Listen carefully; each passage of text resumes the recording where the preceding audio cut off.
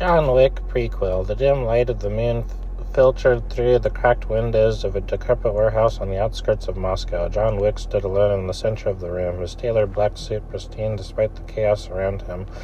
The bodies of 12 men lay scattered at his feet, their weapons uselessly discarded.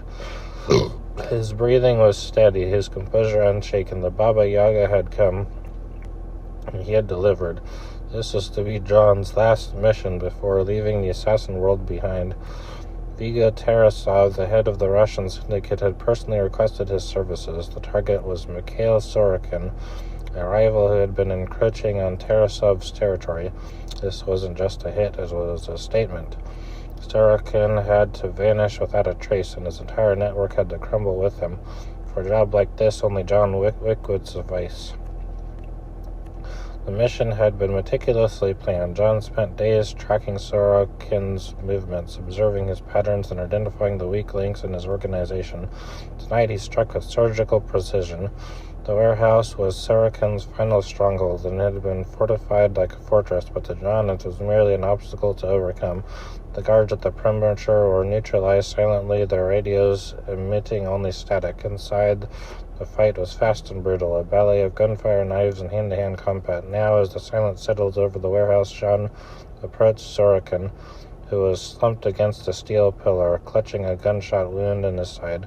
You're a monster, Sorokin rasped, blood staining his lips.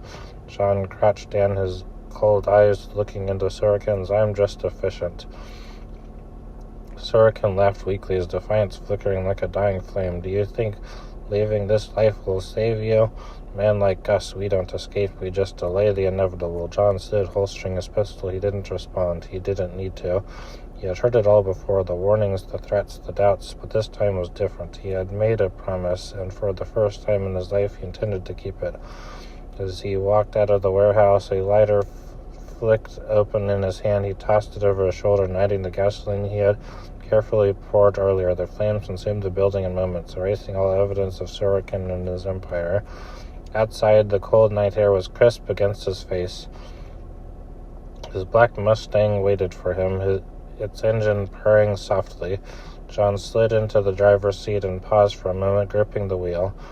In his mind, he saw Helen's face, her smile, her warmth.